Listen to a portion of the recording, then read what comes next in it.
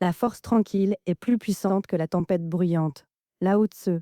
Trouve-toi un emploi, Marguerite. À 70 ans, tu pourrais encore être utile. Mon mari venait de me dire cela, après 45 ans de mariage. Comme si j'étais un meuble dont on ne savait plus quoi faire. Ce qu'il ignorait, c'est que j'étais déjà son patron. Avant de vous raconter cette histoire vraie qui a changé ma vie, dites-moi d'où vous regardez cette vidéo. Et si ce récit résonne déjà en vous, abonnez-vous. Car ce qui va suivre vous prouvera que certaines histoires inspirantes naissent dans le silence. Je m'appelle Marguerite Dubois, 70 ans, ancienne comptable, épouse dévouée, mère de 3 enfants. Du moins, c'est ce que tout le monde croyait. Mon mari, Henri, dirigeait une petite entreprise de plomberie, 20 employés, un chiffre d'affaires modeste mais stable. Il rentrait chaque soir en se plaignant de la paperasse, des impôts, des difficultés administratives. Heureusement que tu es là pour m'écouter, disait-il souvent. Mais ce qu'Henri ne savait pas, c'est que depuis 15 ans, je ne me contentais pas de l'écouter. J'agissais. Cela avait commencé innocemment. Un soir, je l'avais aidé à classer ses factures, puis à comprendre ses déclarations, puis à optimiser ses coûts. Petit à petit, j'avais pris en main la gestion financière de son entreprise. Seulement, je l'avais fait en secret. J'avais créé une société de conseil discrètement. Expertise comptable du bois. Officiellement, Henri faisait appel à cette société externe pour ses besoins administratifs. En réalité, cette société, c'était moi. Pendant 15 ans, j'avais facturé mes services à mon propre mari. Pendant 15 ans, il m'avait payé sans le savoir. Pendant 15 ans, j'avais bâti ma propre fortune grâce à son ignorance. Et ce matin-là, quand il m'avait dit de trouver un emploi, quelque chose en moi s'était brisé. Non pas de tristesse, mais de libération. Il était temps qu'Henri découvre qui était vraiment sa femme. Et vous, avez-vous déjà gardé un secret si longtemps qu'il est devenu votre force silencieuse?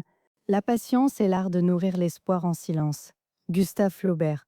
Ce soir-là, j'ai pris une décision qui allait changer nos vies à jamais. J'ai ouvert mon coffre-fort personnel, celui qu'Henri croyait rempli de bijoux de famille. À l'intérieur se trouvaient 15 années de contrats, de factures, de preuves de ma véritable activité. Expertise comptable du bois avait généré plus de 400 000 € de revenus. Mon compte bancaire secret était plus fourni que celui de notre ménage. J'avais aussi autre chose, les dossiers complets de son entreprise. Chaque décision, chaque investissement, chaque stratégie, tout passait par moi. Henri se croyait chef d'entreprise. En réalité, j'étais l'architecte invisible de son succès. Le lendemain matin, il est parti au bureau comme d'habitude. J'ai attendu 1 heure, puis j'ai téléphoné. Bonjour, je suis Marguerite Dubois d'Expertise comptable du bois. J'aimerais rencontrer Monsieur Henri Dubois pour revoir nos conditions de collaboration. Sa secrétaire m'a fixé un rendez-vous pour l'après-midi même. J'ai choisi ma tenue avec soin. Tailleur sombre, serviette en cuir, lunettes de lecture. L'image parfaite de la conseillère financière compétente. Quand je suis entrée dans son bureau, Henri a levé les yeux de ses papiers.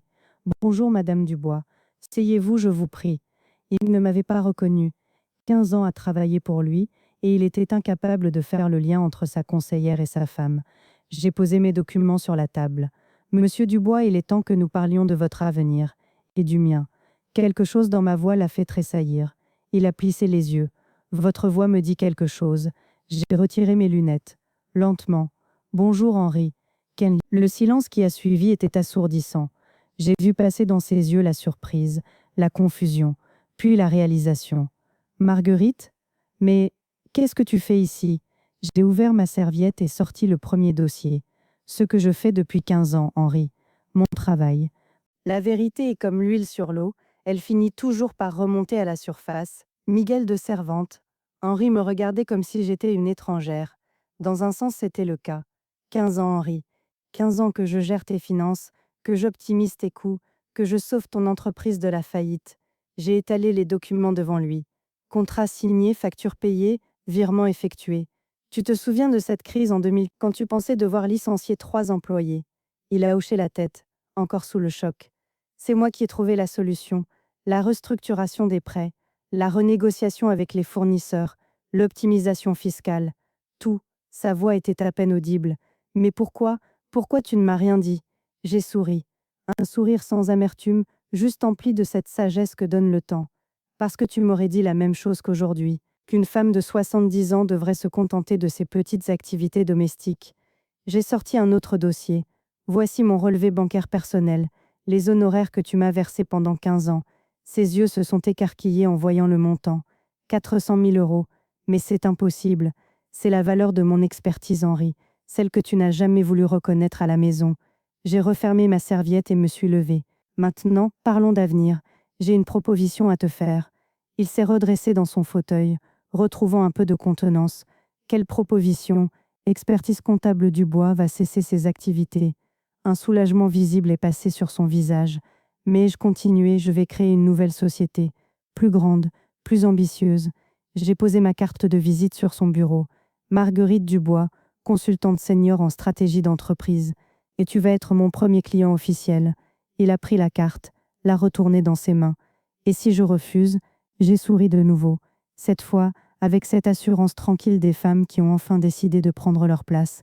Alors tu perdras la meilleure conseillère que tu aies jamais eue. Et accessoirement ta femme.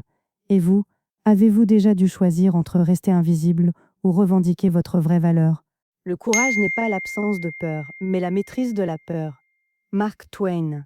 Henri a gardé ma carte de visite dans ses mains pendant de longues minutes. Je voyais ses pensées défiler, la surprise, la colère, puis quelque chose que je n'avais pas vu depuis longtemps dans ses yeux, du respect. Marguerite, comment ai-je pu être aussi aveugle? Sa voix était différente, plus douce, plus vraie. Tu n'étais pas aveugle, Henri. Tu voyais ce que tu voulais voir. Une épouse dévouée qui t'écoutait, pas une femme d'affaires qui te sauvait. J'ai ramassé mes documents. J'ai rendez-vous avec 3 autres entrepreneurs cet après-midi. Ils ont entendu parler de mes compétences. Ils veulent mes services. Ce n'était pas un mensonge. Ma réputation, même sous pseudonyme, avait fait son chemin dans la région. Tu as 3 jours pour réfléchir, Henri. Soit tu acceptes de travailler avec moi en tant que partenaire d'affaires égal, soit je démissionne de tous mes rôles, épouse comprise. Je me suis dirigée vers la porte. Marguerite attend. Je me suis retournée. Pourquoi maintenant? Pourquoi après 15 ans? J'ai respiré profondément. Parce que ce matin, tu m'as dit de trouver un emploi, sans savoir que j'avais déjà une carrière que j'ai bâtie dans ton ombre. J'ai ouvert la porte. Et parce qu'à 70 ans, je refuse de passer le reste de ma vie à faire semblant d'être moins que ce que je suis. En sortant de son bureau, j'ai croisé sa secrétaire. Elle m'a souri. Madame Dubois, Monsieur Henri a l'air troublé. La réunion s'est bien passée. Très bien, Martine. Je pense que nous allons enfin pouvoir travailler ensemble. Officiellement, ce soir-là, Henri est rentré plus tôt que d'habitude. Il m'a trouvé dans mon bureau, celui qu'il croyait être ma petite pièce de couture, en train de préparer mes contrats pour mes nouveaux clients. Il s'est assis en face de moi, regardant mes dossiers, mon ordinateur professionnel, mes diplômes encadrés qu'il n'avait jamais vraiment remarqués. Depuis quand as-tu tous ces diplômes? Cours du soir, formation à distance, pendant que tu regardais la télévision. Il a secoué la tête. J'ai été un imbécile. Non, Henri, tu as été un homme de ton époque. Mais les époques changent. J'ai fermé mon ordinateur. Alors, quelle est ta décision? Il n'est jamais trop tard pour devenir ce que nous aurions pu être. Georges Eliot. Henri a pris ma main, un geste qu'il n'avait pas fait depuis des années. Marguerite, j'accepte. Mais pas seulement comme client, comme associé. J'ai senti quelque chose se débloquer dans ma poitrine. Pas de la joie excessive, plutôt une satisfaction profonde et calme. Associé, 50-50. Ton expertise, mon réseau. Ton intelligence, mon expérience terrain. J'ai réfléchi quelques secondes. 60-40. En ma faveur, il a souri. Le premier vrai sourire que je lui voyais depuis longtemps. Marché conclu. Les mois qui ont suivi ont été une révélation, pas seulement pour Henri, mais pour moi aussi. J'ai découvert que j'aimais être visible, participer aux réunions, présenter mes analyses, voir mes recommandations appliquées au grand jour. Henri, de son côté, apprenait à me présenter comme sa partenaire d'affaires plutôt que comme sa femme qui s'occupait de la paperasse. Un jour, lors d'une réunion avec de nouveaux investisseurs, l'un d'eux a demandé « Madame Dubois, depuis combien de temps êtes-vous dans le conseil ?» Officiellement, 6 mois. Officieusement, 15 ans. Henri a ajouté « Ma femme est le cerveau de cette entreprise. Moi, je ne suis que le représentant. » J'ai ressenti une fierté que je n'avais jamais connue. Mais le plus beau moment est arrivé 3 mois plus tard. J'assistais à une conférence sur l'entrepreneuriat féminin. J'étais assise au premier rang, écoutant une jeune femme raconter ses difficultés à être prise au sérieux dans les affaires. À la fin, elle a ouvert le micro aux questions. J'ai levé la main. Vous avez parlé de légitimité, mais parfois nous nous délégitimons nous-mêmes. Pendant 15 ans, j'ai caché mes compétences. J'ai attendu qu'on me découvre. À 70 ans, j'ai décidé de me révéler. J'ai marqué une pause. Ne cachez pas votre lumière. Le monde a besoin de ce que vous avez à offrir. L'applaudissement qui a suivi était nourri. Mais surtout, j'ai vu des femmes hocher la tête, sourire, reprendre espoir. Ce soir-là, en rentrant, Henri m'attendait avec une bouteille de champagne. Pour célébrer quoi? Pour célébrer celle que tu as toujours été, et celle que tu es devenue. Et vous, avez-vous déjà découvert qu'en révélant votre vraie nature, vous inspiriez d'autres à faire de même? Ce que nous plantons dans le sol de la contemplation, nous le récoltons dans la moisson de l'action. Meister Eckhart. 1 an après cette révélation, notre vie avait pris une tournure que je n'aurais jamais imaginée. De Bois & Associés était devenu une référence régionale. Nous avions développé un réseau de 15 entreprises clientes. Mais surtout, nous avions créé quelque chose d'unique, un cabinet de conseil spécialisé dans les compétences cachées. J'avais développé une méthode pour identifier les talents invisibles dans les entreprises. Combien de secrétaires étaient de véritables stratèges? Combien d'employés discrets détenaient des solutions innovantes? Un matin, nous avons reçu un appel particulier. Madame Debois, je suis Claire Moreau, PDG de Moreau Industries. J'aimerais vous rencontrer. J'ai entendu parler de votre parcours. Claire était une femme de 50 ans, dirigeante d'une entreprise familiale de 300 employés. Lors de notre rendez-vous, elle m'a confié: j'ai repris l'entreprise de mon père il y a 10 ans, mais j'ai l'impression que personne ne me prend vraiment au sérieux. Même mon conseil d'administration me traite comme une intérimaire. J'ai reconnu ce regard, cette frustration silencieuse que j'avais portée pendant des années. Claire, racontez-moi comment vous prenez vos décisions importantes. Elle a détaillé ses méthodes. Analyse poussée, consultation d'experts, réflexion stratégique. Elle était brillante, mais elle présentait ses idées comme si elle s'excusait d'exister. Votre prochaine réunion de conseil, vous allez la diriger différemment. J'ai travaillé avec elle pendant 3 semaines. Posture, présentation, affirmation de soi. Pas de l'arrogance, mais de la légitimité assumée. Le résultat a été spectaculaire. Non seulement elle a fait adopter sa stratégie, mais elle a gagné un respect qu'elle n'avait jamais eu. 6 mois plus tard, elle m'a appelée: Marguerite, j'ai une proposition. Accepteriez-vous de devenir mentor officiel dans notre programme Talent Caché? C'est ainsi que j'ai commencé ma 3e carrière, à 71 ans. J'interviens maintenant dans des entreprises, des écoles de commerce, des associations professionnelles. Je raconte mon histoire, mais surtout j'aide d'autres femmes à découvrir leur propre pouvoir. Henri m'accompagne parfois. Il dit toujours la même chose dans son introduction. Pendant 45 ans, j'ai vécu avec une femme exceptionnelle sans le savoir. Combien de talents extraordinaires côtoyez-vous sans les voir? Ce qui me touche le plus, ce sont les messages que je reçois. Des femmes qui ont osé postuler à des postes qu'elles croyaient inaccessibles. D'autres qui ont créé leur entreprise. Des filles qui ont choisi des carrières ambitieuses. L'âge apporte la sagesse aux uns aux autres seulement des rides. Aristote: aujourd'hui j'ai 73 ans. Notre cabinet emploie 8 consultants, mais ce dont je suis le plus fier, ce n'est pas le chiffre d'affaires, c'est le livre. Les talents invisibles, révéler sa vraie valeur après 50 ans, est sorti le mois dernier.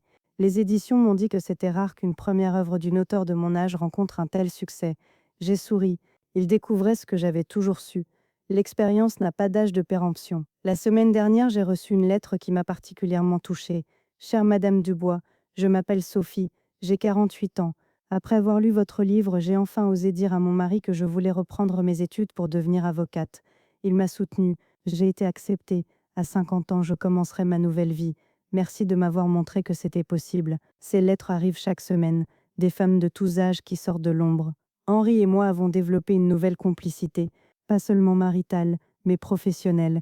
Il dit souvent: Marguerite m'a appris que respecter quelqu'un, c'est d'abord le voir vraiment. Nous organisons maintenant des conférences ensemble, couples carrières, comment grandir ensemble sans s'effacer. Le plus beau compliment, je l'ai reçu de ma petite fille Emma, 18 ans. Grand-mère, avant je pensais que les femmes de votre génération avaient tout accepté. Maintenant je comprends que vous avez tout préparé. Pour nous, elle avait raison. J'avais préparé, sans le savoir, chaque facture que j'avais discrètement optimisée, chaque stratégie que j'avais développée dans l'ombre, chaque diplôme obtenu en secret. Tout cela n'était pas seulement pour moi. C'était pour prouver qu'une femme peut être brillante à n'importe quel âge, qu'on peut refuser d'être invisible, qu'il n'est jamais trop tard pour exiger sa place. La semaine prochaine, je donne une conférence dans une université.